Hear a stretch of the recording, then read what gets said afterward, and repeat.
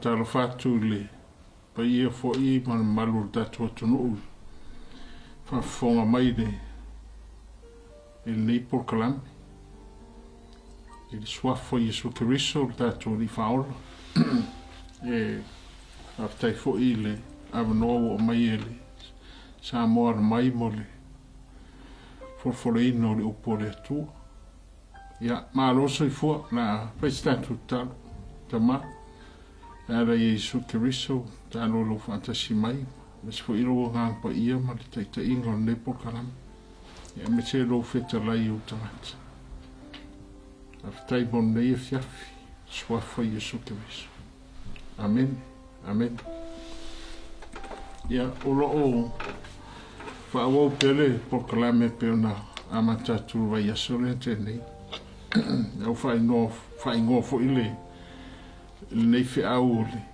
pe ona ver fa mafai le ta o le ai o lo te vi nei fa mai male mal au mai malo malo langi ato no for fa ya e na ta tu te fa lo ho fe aule no for fa le male corona ya pe ta tu te lia pe te toni e pe de ya aule o mele o Yesu fuanga tengin ya olo ato titilo keile ile ainga mare fa fita uli waya pe ona batu pe momo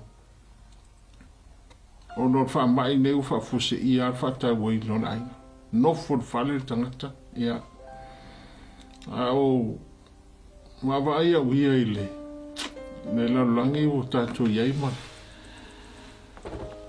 ma le tele o meu fai e o fai ele ai e va fela no vala au mai fa no lango le ai nga te de fa fitau ia o te no foi mo va ai at foi I nei Victoria in Melbourne te de fa fitau li o ai nga tangata ia ai foi ai su na to ma vai la to la ngal o le tua e se io pe tau pe nei si upu nei ma pe o le fa fita via nei le ta te ia ia e tal tonu tangata le upu le tua pe le a pe o le e si la ia o le a ingal te mi nei vo o pula tangata iele ele me fai lo nai e o siliatu na afia a inga I cultures I lole finga lole atu e se io pito to mo bone che ne se alo no fai poi lo so fitu ya lo so va e o sai fa fo mai e tau ke fai fa po atu fai tau ino tosi o fai le atu o tangata I lon fa tusa o le atu na ia fai ai o ia o fai fo ia I la o le tane mar fini o fa ma ia fo le atu ia I la o ma o feta la ia tu ia te la o ia fan fanau ma ia uola ma ia tumo la lang ia fa to I lalo ia ma ia pule I al sami ma manu fele a toma me ola uma e fetolofi ele ya me wai a fonga mai e uia o pulal tanga te I whaingoro ai aole am tanga ne me ole ainga it was God's idea me ngai whaintai tangata wa totally destroy the family e iei ale ai o le whawai fo I lea pole ma lo si anga le o atunu ma so se mea po le o lot ya e o viso tatu atunu I Samoa ai o le fisili fo le o te fia a vatua fo le ia te oi o no te le se a fianga o le ainga mai cultures ma tu manga ele ngata fa Samoa o nei fu ia tunu tatu ia ma fafu so se mea e tsui fu ai te vai e si le atu le le ola o tangata i e lato anganu. Po intia, po saina ba. I lo le paanunga le upo le atua. Ia, moni foi lae. E te pente umal neimea. Ia te oe malou silsila i le atua molon whengalo ia te oe malo wainga. Al sila te fia vatua ia te oe. Oe e te nau e whai neimea o le mea moni, truth. Do you care at all about the truth? Pe oe mana o ai pula oe whai lo wainga pe te ona le me toso i el data ia lo na inga whape i edes whi au o le sangata i whai ngora inga o le sangata. Pa leo me whai leo te awa vai au ia le suffering o tangata ma le lea ngai luma o tangata. Ai whafonga mai le i whai upuna no whai tautua. Whamanuia le atua i le tane ma le fine. Po leo ngari mo mua. Amanuia i le atua ma whai i whanau mo ruala. E o le upuna, God bless them and command them to be fruitful and multiply. O tangata fo ina whai whatusa o le atua. So e whafunga pai, o le mea o le ainga o se mea na whai e le atua. Awa e sen mea rewa toso i e tātou wa inga le teimi nei. Lea la sawhana po le whaale tonu ngari, whaale tonu whai peiponga, whaale tonu whanau. Ia, ma le sia mea o. Wawa ai le matitivo o tangata. Wawa ai le eo ni mea, wawa ai le tau i misa o tangata. Ia, lea la o wala au man malo e no furfale mar corona. Ia, o ke le noe te oe po le asa u titi. A lea la o fesili atu. Pe oe stangata te amra, ia ne mea re truth. Ia, o le me mo moana, o te fia whata te an mo whangalele. Fia set mo moa le upo le atua. Moa pe yon mea lea, a lasa u sisira le upo le atua. E te tono le upo le atua. Ma o lesi lea mea e. A tatu I tono wha mai nei. Can we trust the Bible in times like this?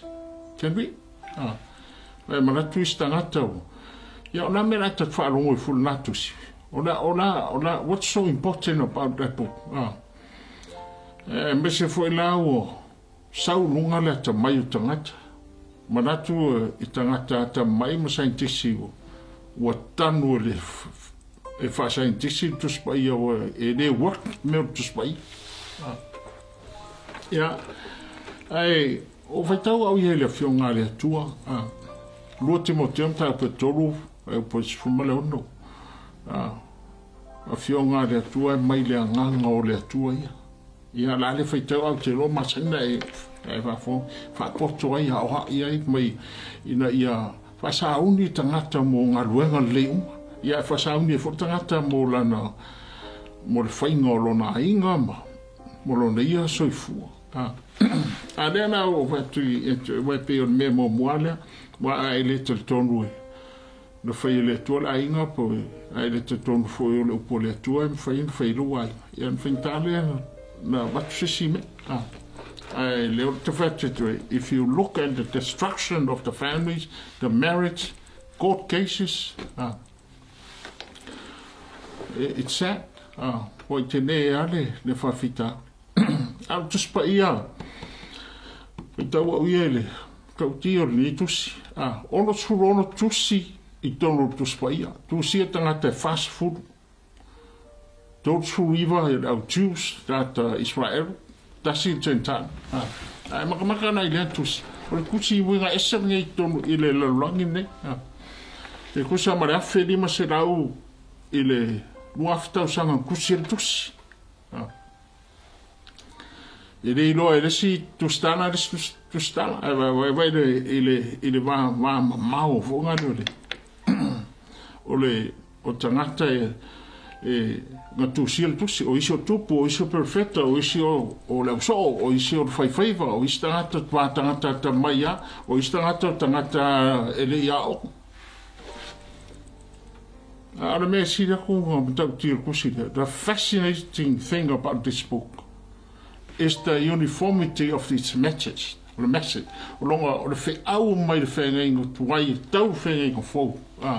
I le alofa, i le moni, la mi tonu, o le file mu. E le fte ngai kuspai. O le ia mai va ai fo i le moni o le fionga le atu. Ia. Le ua totsu ron tau sanga. O le mau ai, mai pe o mea le, e ar fonta no tui nei mea o tal tonu le fionga le atua ma. Ma va ai pe le anga le o le atua ma. E le papera o se a inga vo i ewa a toto. Ai, e te, ma va ai pe il matango fio le atua. Le ngata i le tali mai o le atua. A le moni o le fionga le atua. E matua la. E te tonu lai le upu le atua. Whawhai lo wai. Nei, e wawaina. E le whapea sau na le upu. O le upu ma le anganga o le tua le aike. E ke ngā lue. Le hala ana o whakwetu e. Can we trust the Bible in times like this? With the corona? Awa ku whawhewhe mai mea. E wawai o ia leisi supa ingo tangata. Nā fo ia le toi mose vaccine le. Le ko mose me tani e whawhita uri. O le memo wala nā o te fia matu. I establish lei mōmua. E na fio ngā rea tu. I lo lotu. Awa e whapena, me whanai leo whatui. E a whainga matai lea tu al whai ponga. Nā lea tua fo i ana te. I lo whai whataului. Ia langa o tātou ola i tātou cultures ma. Ia te ia le tangata le tuspa ia e whahela ingo le tangata. Umai fonga ngan maare pelepe ma. Whale tō. Whanoa fo ia ia e nei mea. Nei te leo tau sanga o. Le wana council ma whanoa longo i tāla tangata i eme o whainga o ai. Whita ngisi me o whine. Domestic violence. Leo te e karatina o e te wawa ai upo le tu. O longa po. Wawhita uli o le loto o tangata. An mea nā lea le tupo i nil pisa i tono o ai. Le ei sisi tali, sisi a mea, e moso e taimi e le whaisau stadi i tali to lunga ma. O lotu ese mai. Me feitau fo i latou tusi. Nei se tali o le. O whawhitau li o loto tangata. E sui e loto tangata. O whana le meisu. Mea leanga uma leanga le tangata e. Mātai o su lima. O su rono. Su wadu whai upu e o losfu. Mea nai le whale tonu o le tangata. Ia, ele tonu i le sangata na e. Whai a le loto tangata i ama. O mali a le tangata e. Kusa pe mare pele pepe whale tonu le. Le a inga. O mali a e ola whapena. Ia au. Wawai ai. Mawai le lei. A whita uli umai ele o le telepo. Meo le violence mo. Meo le drugs. O meo lo tupu umai crime o me tupu I whafo. O watueto e is the failure of the family. Ana I mafua mea. Ma lepe mai ai. O kameti da vortele. Ia tupu solo I whawhika uri. Nai lor len malo. Ma lor le failure mai ai. Nā se tali ore, o rei meo le lopo tangata.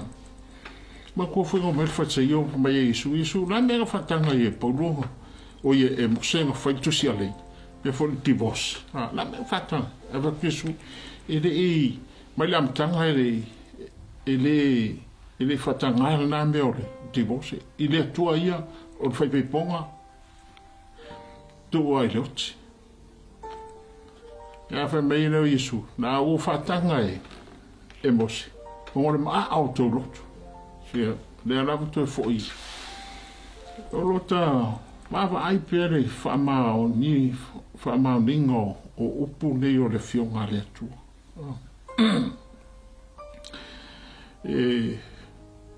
Na o Yesu am whaina mo le file mo lo lotu. Na o Yesu am whaina file mo e tatou ai ngam tatou whana. O le melon tō, ia umarwa koe atoe. Authority o kuspaia, moni o kuspaia. Ia, veteriana o pe te tania ina nang. Lona lua, e lei se tali o le loto tangata, na o Yesu Keriso. O wau ai le, nei whawhita u lima. E mkautia, aso u Samoa. A ma whenga ruanga ma sesi tangata i sinia e mana e laku fafu. Whaiana tala le ile joke le lotu. Ma peo loku, ongo whano longo mai whawhika uri tupo pui loku mo meo terrorism. Mei ngi o lotu kupuele le ango lola. Au whakune o lau tala iai. Ia, ma to tele ma to, e mea o jokes whea ma le ma te tanoa. O whak. O laki wa mo me misionare a tere i o mai. O Samoa sa situlo. Samoa sa iei mea teimina ai tangata. Cannibals. Ai wo sui ngei kanunga o mai misionare. O le ko iei ni meranga. Pene rope e whikau se history o tutuila. Il no ta o asu. Tas fiku ngo I foia se va falani I tutuila. Fasioti e tangata Samoa falani ko sutasi. Na ea se lauta sanga vai ai koe tau sanga mai falani o mai faida maa. E la le maa lai fai e runga lo to no foi tangata kini a lai ia le maa vo ile tu si ata fitu va fitu ko fai le maa e fa na to ile tangata ai ma vo fora ile o me na sa I lo to tangata Samoa te Yesu o fa suti ai o fa ftai le kupu se me fa pena I polu la ko e ma fo le ia fo ngale. Angale o mertana le. E le suia loto Samoa. E le ilo ka ko le. Ia o whano no fo ia o koe whano no aku. Oe tau o mai e istangata ia. Tau tonunga wha Samoa. Mo le tu Samoa tanga lo alai. O mai si mena. Ia e whano no ringo toi. Toi ave o tatangata e. Foi tau a resi bea whano noi. O wato ngana mai tamaiti university. O whai mai ia tālai tōrui. A pēchot, ia. O le mele toi o iei tātou. Angai reise tali o le loto tangata malanga sala. The wickedness of the human heart. It's only through the blood of Jesus. O le mea mkau kia ngai kūranga ese ele kuspaia. O le te leo Yesu Keriso sui e lo loto sui e lo mafau. Sui e mo lo rumna. O le hai pe ponga a matai le atu. Le vana pe no tanu atu. O le feili o le fai pe ponga leo. A le tonu I ai. Lo pone ai e le otomati. Wala fa peta mecho fa ni tono le ngari. E va ila oile tele o fa fita uli. It's shocking. O tele ro pa de si fontananga. If you want to defend my e le va pe fu nai. O la un atu nei la unga po fetus nei tanai. O ato tostas. Pe o ato to. A o fo ia mo wa. Fete ropea mea intau I misa kakai. Urungari. Ropea mea intau I misa a inga. O I whaile lei ari. Whanwham sino ho le. Nei Samoa. Tau o whanua masuafa. Te rota ngata ngai kau I kongunga. O usom to whawhi. Ainga. Ele rope whawhenga fo whōnu I whawhi tauti. Ma tua ma marako whāo. O ae tau e arako ngā wede. Ma fua mai. Ai a loto tangata. A leo e whanono mai. Paulena me se whē tangata rona inga. Kai re tuare a inga I. Whire mō tangata mā ngairu. Fruitful will multiply. A lele iei. A inga ne marvere pe. O le Melbourne mure te whia batua I atu. O la u challenge inga o I le mele ale. Wa mele le tupu I tono. O le ai. A wa o lau whanau e au ona. To serve. It's to serve. O le lewa na le ala inga le talitongta te tu spai. He mai o ua maru tele alo Yesu. A pe ua e te mawhai no laisis. He mai it's too weak. Pe it's unlivable. Me leo lo whamangalo I eita mai atu oi. Po me lo ala fau. Tu te eliso ala fau. He mai alo e au ona. A mai isu no so te au ona e ona mitangata. Maricos hu fau pe whahari. E ona I pupu tato taimi. Au te rui tau atu. Tau whaia awa ono whahau mea. Learn to say. E ilo inga leo o tangata. E sa awa le si no mtua sa vai. Se pengi sifi mo tangata. E le si sifi au ona. Mga au matangata nofo I laro ai. Au ono mai si tangata. E pere o kana Yesu. Tono so. Tangata no ese. Wale ta I rato. Wale pule I tangata I tangata. E te wawa ai people try to control others. E ke a kua kungere ama ngoe pule I tangata. O so lingo tangata I lalo. Le fei Samoa. E me isu. O sau te au on. Ai sau e au ono me tangata I te. I came to serve, not to be served. O wawhaile I le principle ni. O li liu le whailo le tala Yesu. E le kana Yesu. Mena sa wila te li tangata. Tu atu lona ola atua. E sui e le laulaki. I came to serve, not to be served. A ngā ana whaitana Yesu. Mau whia ngā po isit. Who is the greatest? Alo challenge ngai ati oi. Alo whaitau le leile me le tosire. And I tell you the path to greatness, if you want to be great, serve. Or winga ngā tana Yesu. If you want to be great, serve. Wa o ngai tatou a ingai. E ola au ona tangata. Paua leo ole me aru o tangata ilu. You become great when you serve. Au ona. E le o mamalama na tangata fo I kongo o le ai. O lo wa ngā iluma. Pe au ngai au ona.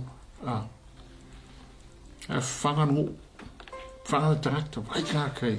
Whanganu wainga. Mene o whai tā vita. Kei mingo tupu I tā vita. A sevo tā vita tangata o ona. Arvo I taun koriata I ngai la vea I rongu. Ainga ai te waina o la o unanga rea. E le I whapenga fia tupu kā vika. Ngō mai a tā vita mai mate mana o whai oi ma matou tupu. Rosa ngata ma e o lau ona. Ke wa isi ia oe le tua iru. e whaamaguia le tua ia te oi. Ai ka mawhai e te ae lunga. Inga ia soli uro tangata i laro. E koso meilo vai i laro le tua. Ai aro te au aunga. E si i oe le tua i lunga. O le maguia le o ainga. Mai ki kirui principle le fionga le tua. E sen manga ia pe e. Whai atu lu tō lua, can I make you a cup of coffee? I lor mera ro ke vel mo alu fem sa coffee. Mero to ting. Eu tangata sa longo ko nga pengi sifi tangata. Ele fa de tono ia. Wa ai mai. Ia establish lo lot. Pai fa mau tu lo lot. O le upo le tu. Kuspai. Longa lua o le upo le fa wo lo wang. Lonto tia mo lo loto ia. Ia loto ma.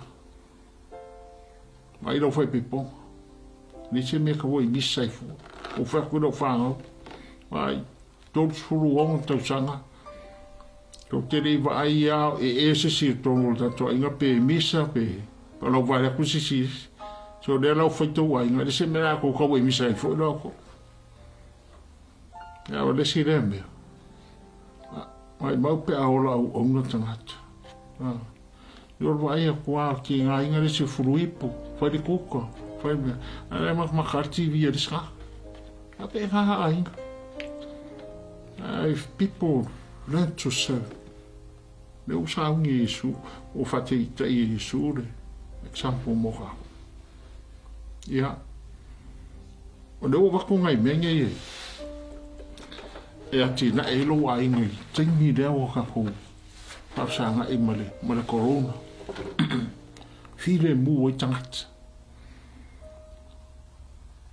O fai ua tuole. Mai ason tēnei. Au koe whaak fo ia te oere. Ka ua trai whamantunga. Pa ua leo mea na. E le to iamose. Pasin man. Avere o toto. Wadi e whaito. I le pō lea la. Pasi o te urma tua ai kopito. Tau ainga. O ngofo i lalore. O le toto lea wa. It's exactly the same thing. Jesus asked his disciple to keep. Never nei sure. Whamantunga. Pāle mea pui ko te ngofo i lalo le toto lea. Pui el tau ai. Pui elo whai pepo. Pui elo whanga. Pui tau mea toti. Toto i sukewis. Ia. Amanuia tele le tua i lau whafonga mai. E wara o men malo no fut fale mar corona. Nau mia e toi wawa i lo ai. Le tua, amanuia nei mato tangata whamanga. Talo foi lo so swan malo pui ngal teimi o whamanga. Mai se le tua, ati na e ino mato ai. That we will come out of this much stronger because we want you to lead our family. Mate man na o te io mato ai nga whamanga. Amanuia sa mo whamanga. I le swafo Yesu Kiriso. Amen. Amen. Ia, soifua. Ono Yesu Kiriso. Amen.